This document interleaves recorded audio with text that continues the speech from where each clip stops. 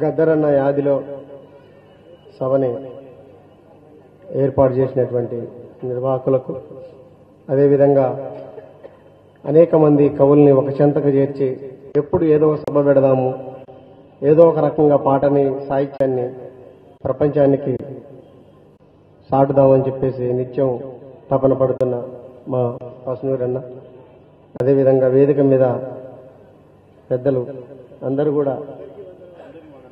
అందరూ ఎందుకంటే వారి మాటల్ని చూస్తూ పెరిగినటువంటి వాళ్ళం, వారి ఉద్యమ ప్రస్థానాన్ని, ప్రవాహాన్ని కనిపెడుతూ తిరిగినటువంటి వాళ్ళం కాబట్టి వారందరికీ కూడా వినమ్రంగా మరి కృతజ్ఞతలు తెలియజేస్తూ, నేను గత 35 సంవత్సరాలుగా పాటల్ని రాస్తున్నానంటే దానికి ప్రధాన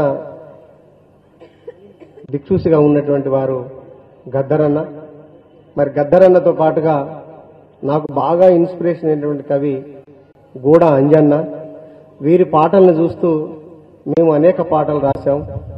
ఆయన ఏ పదాలని ఎలా తీసుకోవాలనేది నేను ఇంటర్మీడియట్లో ఉన్నప్పుడే వారు తరగని గని, ఇప్పుడు ఏదైతే పుస్తకం వచ్చిందో అది నేను చదివాను.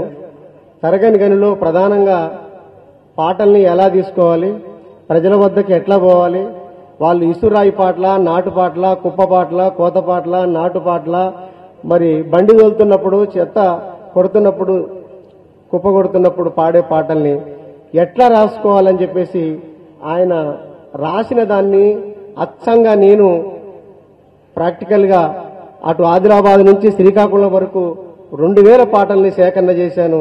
నిజంగా గద్దరన్నకు నా జీవితం అంతగా రుణపడి ఉంటాను. ఆ పుస్తకం ద్వారా నేను అన్ని పాటల్ని సేకరణ చేయగలిగాను. ఆ పాటలు సేకరణ చేస్తున్న సందర్భంలోనే ప్రజల పాటలకు దాన్ని విప్లవీకరించి ఎలా రాశాడో నాకు అర్థమైంది. అందుకే నేను రాసే ప్రతి పాట, నేను రాస్తున్నటువంటి ప్రతి బాణి అది జనం నుంచి తీసుకొని రాసినటువంటి పాటే. జనంలో సాహిత్యం ఉంది, జనం పాటలనే మన యొక్క సమాధానం ఉంది. అట్లా నేను అనేక పాటలు రాశాను. అట్లా కళ్ళవు నిండా గింజాలున్నా రైతన్నా, పల్లెవు నిండా మెతుకు లేదో రైతన్నా. ఇది జానపద గేయమే.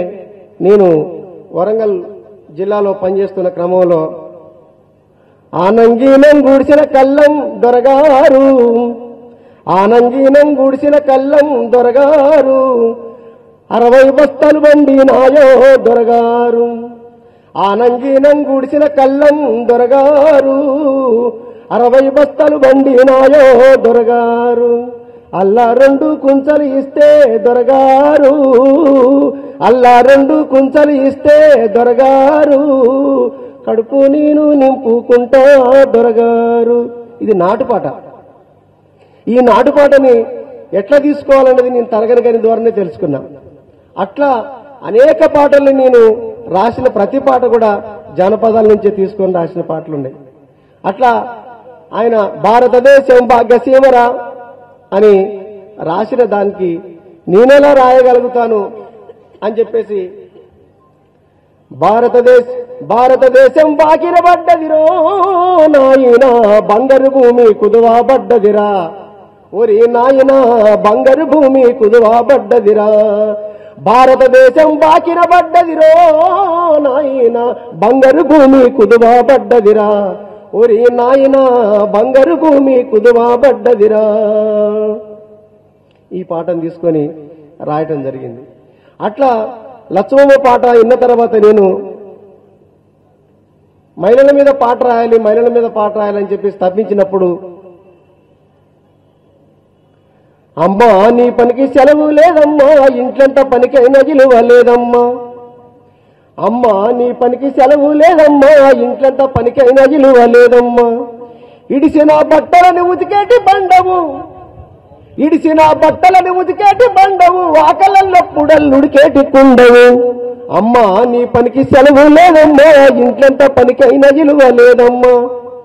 ఇట్లా మహిళల మీద రాసినటువంటిది ఉంది. అయితే గద్దరన్న చాలా సందర్భాల్లో గద్దరన్న మీద నేను తూటాలు ఆయన పోలీసుల కాల్పుల్లో సందర్భంగా రాసిన పాట. అంటే ఇప్పటికి 20 సంవత్సరాలు. వందనాలు వందనమో ఎన్న గద్దారన్న నీకు వందనమో ఎన్న. ఈ పాటని మన ఏపూరి సోమన్న గారు కూడా చాలా మంచిగా పాడాడు. వందనాలు వందనమో ఎన్న గద్దారన్న నీకు వందనమో ఎన్న. అలుకు జల్లిన వాన సినుకుల్లాగన్న సిటసీట నీ నోట పాటొచ్చేరన్న. అలుకు జల్లిన వాన సినుకుల్లాగన్న సిటసీట నీ నోట పాటొచ్చేరన్న. ఇట్లా చాలా పాటలు రాశాను. ఇటీవల కాలంలో స్వర్ణ ఒక పాట పాడటం జరిగింది. ఇట్లా గద్దరన్నని మనం ఎంతైతే పొగుడుతున్నామో, ఎంతైతే కొలుస్తున్నామో అదే స్థాయిలో ఈ సందర్భంగా ఒక విన్నపం సాహిత్యకారులకు, పెద్దలకు అందరికి కూడా, గూడ అంజన్న కూడా మరుపురానటువంటి మహాకవి. ఊరు మనదిరా ఈ వాడమందిరం మొదలుకుంటే అనేక వందల పాటలు విప్లవోద్యమంలో సృష్టించిన పాటలు గూడంజన్న. నిజంగా గూడంజన్న చనిపోయినప్పుడు ఎవరు లేరు. నేను రసమైన బాలకృష్ణ ఇద్దరమైపోయి ఆ శవం దగ్గరికి వెళ్ళిపోయి వచ్చాం. ఆ తర్వాత ఊరు దాటించిన దాకా కూడా మేము ఉన్నాం. ఆ తర్వాత ఆయన చనిపోయిన తర్వాత కూడా అక్కడ ఆయన దహన సంస్కరణలో కూడా ఎవరు అధికారులు కానీ మరి ఎటువంటి వాళ్ళు కూడా లేకపోవడం అనేది చాలా బాధాకరం. కాబట్టి సాహిత్యాన్ని సృష్టించడంలో మహామౌలు ఇవాళ స్టేజీ మీద ఉన్నటువంటి వీరందరూ కూడా గూడంజన్న కూడా మార్గదర్శకత్వంగా ఉంటాడని చెప్పేసి, గూడంజన్న ప్రస్తావనని చాలా సందర్భాల్లో తీసుకురావాలని భావించినా కూడా అది వేదిక కాదు అవునో అని నాకు తెలియక నేను ఎన్నోసార్లు చెప్పకుండా పోయాను.